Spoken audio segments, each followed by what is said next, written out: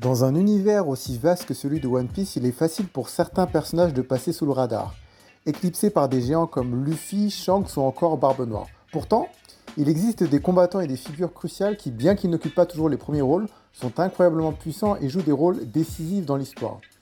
Aujourd'hui, nous allons explorer ensemble les personnages les plus sous-estimés de One Piece. Commençons par l'un des personnages les plus respectés mais également sous-estimés de One Piece, il s'agit de Jinbei, le timonier des chapeaux de paille. Ancien membre de 7 grands corsaires et homme-poisson légendaire, Jinbei est un personnage central qui mérite bien plus de reconnaissance pour ses contributions à l'équipage et à l'univers de One Piece dans son ensemble.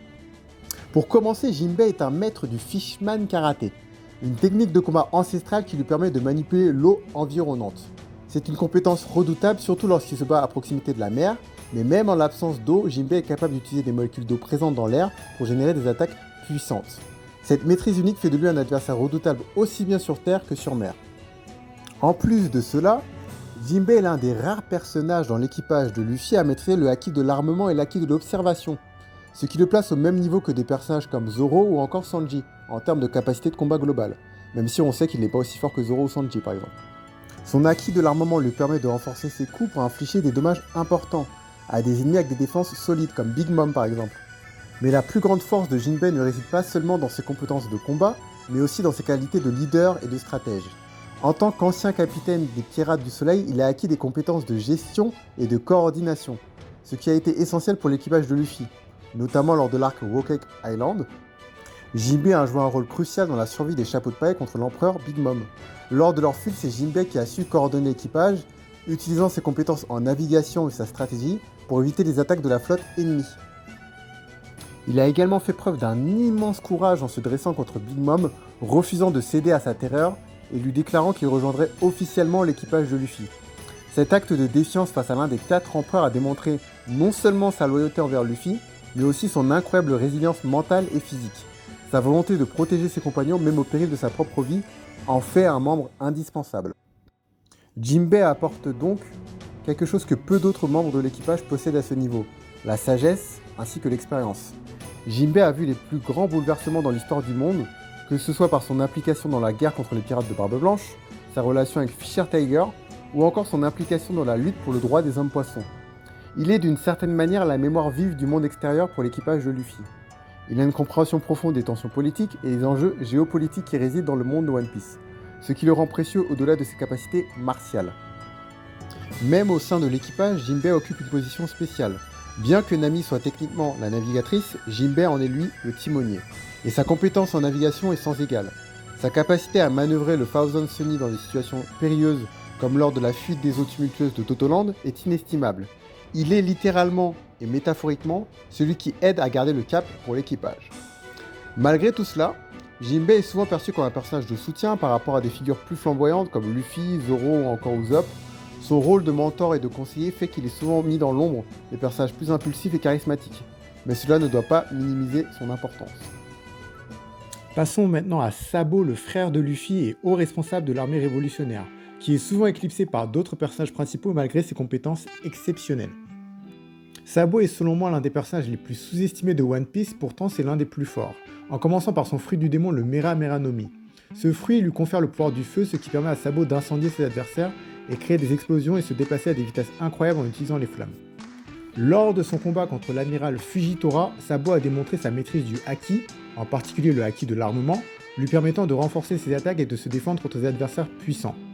En tant que commandant en chef de l'armée révolutionnaire, Sabo joue un rôle clé dans la lutte contre le gouvernement mondial. Ses actions lors de la guerre à Dressrosa, où il a réussi à récupérer le Mera Mera no Mi après la mort d'Ace, illustrent non seulement son engagement envers ses amis et sa famille, mais aussi son désir de renverser le régime oppressif.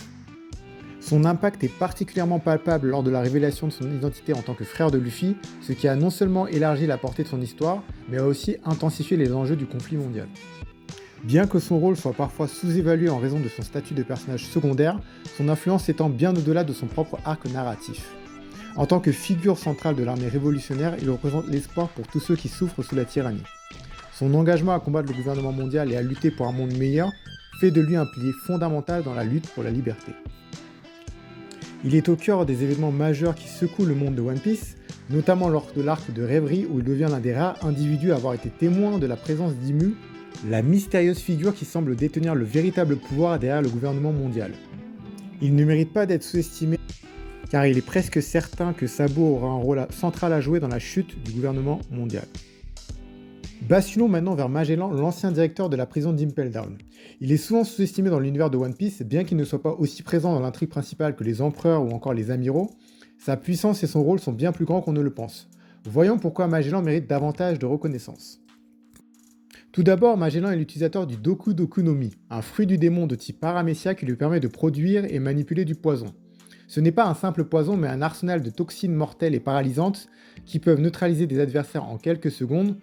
Son attaque ultime, Idola, libère un nuage de poison corrosif qui a fait fuir des personnages aussi puissants que Luffy, Jinbei ou encore Crocodile lors de leur évasion d'Impel Down. Magellan a affronté et vaincu plusieurs pirates de renom sans grande difficulté, même le puissant empereur Barbe Noire a été gravement empoisonné lors de son incursion à Impel Down, ce qui montre que Magellan est capable de neutraliser des personnages d'une puissance colossale. Pourtant, malgré cette capacité, il n'est pas souvent reconnu parmi les plus grands combattants de l'univers de One Piece. L'une des raisons pour lesquelles Magellan est sous-estimé est qu'il ne joue pas un rôle aussi actif dans l'intrigue principale après l'arc d'Impel Down. Les fans et les personnages de l'univers ont tendance à l'oublier, car il est lié à une institution spécifique et non à la guerre globale qui se déroule en dehors. De plus, à la suite de l'évasion massive d'Impel Down, il a été rétrogradé au poste de vice-directeur, ce qui donne l'impression qu'il a échoué dans son rôle de gardien. Mais cette rétrogradation est trompeuse. Elle ne reflète pas son vrai niveau de compétence, mais plutôt la gravité des événements d'imprévus qui se sont produits. Magellan reste selon moi un personnage dont la puissance aurait pu rivaliser avec celle des amiraux s'il était dans une position plus exposée dans l'intrigue. Le fait qu'il ait pu affronter et repousser des personnages aussi puissants montre qu'il aurait un rôle bien plus central s'il était réintroduit dans l'histoire. Magellan est bien plus qu'un simple directeur de prison.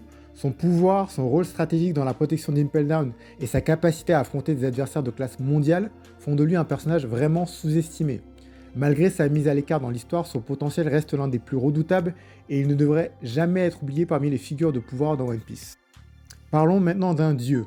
L'autoproclamé dieu de Skypiea, Ener, est l'un des personnages les plus puissants que Luffy ait jamais affronté.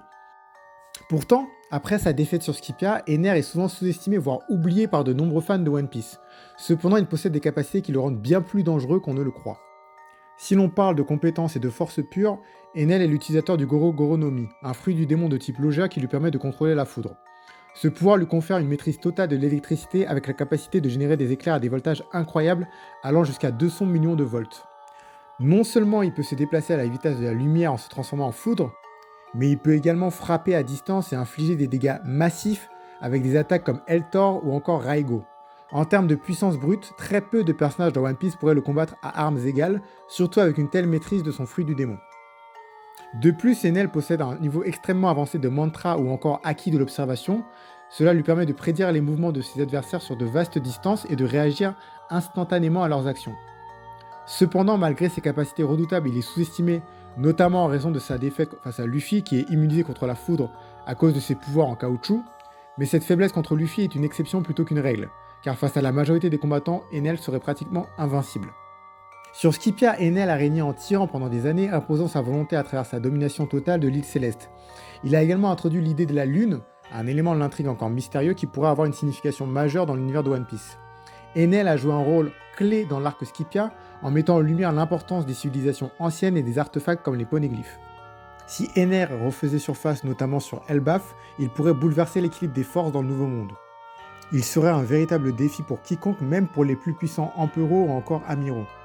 Car imaginez Ener revenir avec la puissance de son Goro Goro no Mi, additionné à ça, une maîtrise complète du Haki. Il serait relativement imbattable.